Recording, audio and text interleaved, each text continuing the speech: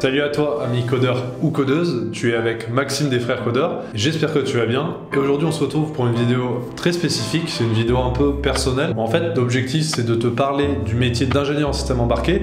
Je vais te donner mon parcours, sachant que c'est le métier que je faisais il y a un peu plus d'1 an, avant, entre guillemets, de me reconvertir en entrepreneur et créateur d'entreprise. Je te propose donc de voir avec moi si le métier d'ingénieur en système embarqué est un métier d'avenir. On va également parler des salaires que tu peux espérer avec ce métier-là. Pense à mettre le petit like qui fait toujours plaisir, à t'abonner, et nous on est parti. Donc si tu le permets, je prends la petite tablette. En gros, j'ai noté un peu tout ce que je voulais te transmettre dans cette vidéo. Il y a pas mal de choses à raconter. Donc la première chose qu'on va voir ensemble, c'est qu'est-ce qu'un système embarqué? C'est vraiment la première chose à définir pour comprendre le métier d'ingénieur en système embarqué. Donc un système embarqué, c'est un système informatique et électronique qui est spécialisé dans une tâche bien précise qui va souvent être temps réel. Et en fait, ce système, il va avoir des contraintes, il va avoir des limitations. Donc ça va être des limitations dans l'espace, il doit avoir un encombrement réduit, et l'autre limite, ça va être une limite énergétique. Il va y avoir des contraintes de consommation à respecter. L'exemple le plus parlant, on l'a tous dans notre poche, c'est ça, c'est notre téléphone.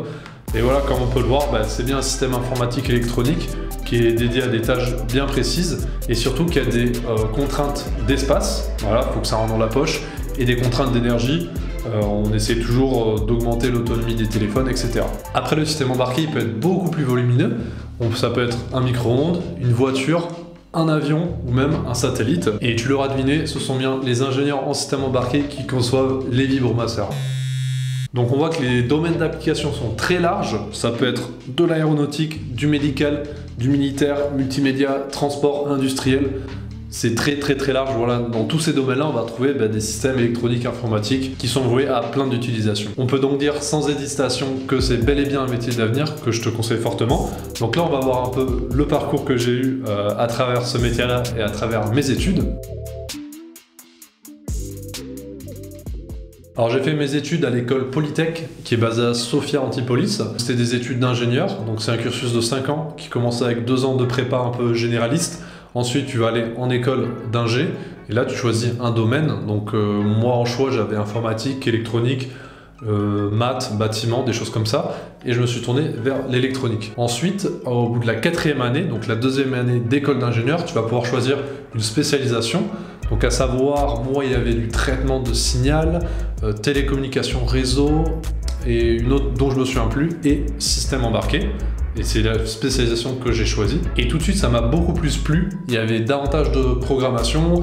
Voilà, on injectait des programmes sur des cartes électroniques, on faisait des projets assez proches du réel, comme par exemple un radar de recul pour les voitures. Et en parallèle de tout ça, j'avais quand même quelques projets perso. Par exemple, avec des potes, on s'amusait à créer des applications mobiles pour des jeux à boire ou pour des applications de muscu, des choses comme ça. On a également fait, je crois que j'étais en 3e ou 4e année, on a participé avec des amis au Thales Arduino Contest, donc c'est un concours de Thales, où sur base d'Arduino, nous ce qu'on avait réalisé c'était un accès sécurisé Bluetooth. En fait l'idée c'est que tu avais un petit module Bluetooth que tu avais sur toi, une sorte de badge, et quand tu arrivais près d'une porte, avec le Bluetooth ça détectait que c'était toi, et ainsi il pouvait ouvrir la porte. Ensuite j'ai donc fini mon cursus d'ingénieur par un stage de 6 mois, et j'ai réalisé ce stage dans une SS2I, une ESN, qui m'a envoyé en mission pendant ces 6 mois dans une start-up technologique. Et en fait, ça s'est super bien passé avec cette start-up, et à la fin, j'étais embauché en CDI en tant qu'ingénieur système embarqué dans cette même start-up. D'ailleurs, au passage, petite dédicace à l'équipe. L'équipe iCity, on s'appelait, c'était vraiment une équipe soudée, une équipe qui était vraiment géniale, avec Franck à sa tête, petite dédicace, Laurent, Guillaume, Anthony. Voilà, des super moments, et j'ai énormément appris à leur côté. Et donc, le domaine d'application de ce que je faisais, c'était l'autopartage. Alors, l'autopartage, c'est quoi? Pour faire simple, c'est des flottes de véhicules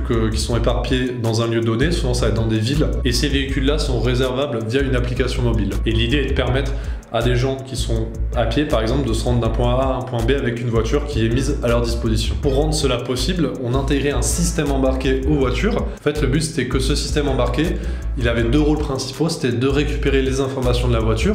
Par exemple, est-ce que le moteur est allumé? Quelle est la vitesse? Le levier de vitesse est-il enclenché? Des choses comme ça.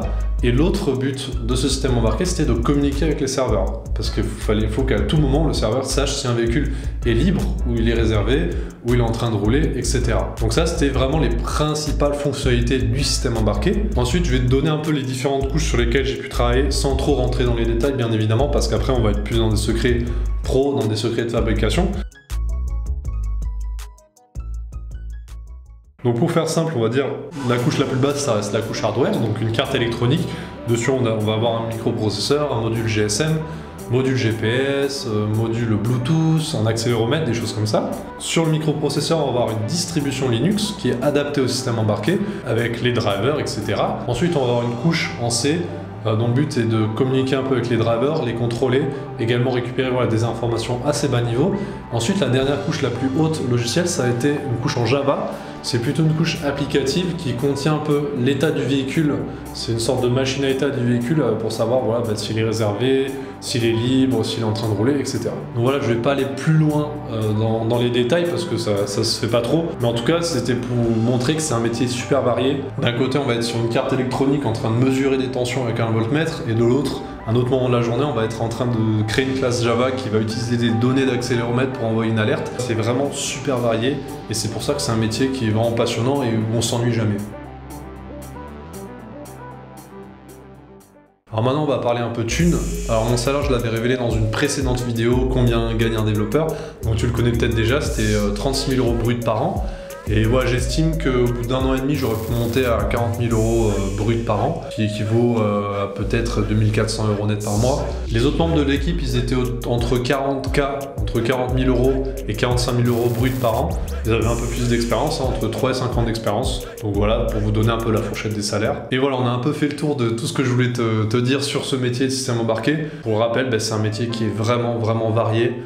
On s'ennuie jamais, je te le conseille vraiment. Après, les études en elles-mêmes, les études, elles sont pas super simples, ça reste des études d'ingénieur. Mais si t'as ce qu'il faut dans la tête, que t'aimes l'informatique, l'électronique, voilà, la programmation comme les circuits électroniques, tu vas adorer ça. Donc vraiment, je te conseille d'aller vers ce métier-là. Si tu as des questions à propos du métier ou à propos de mon parcours, de tout ce que je t'ai dit, n'hésite pas une seule seconde dans les commentaires. Je t'attends et je vais te répondre avec plaisir.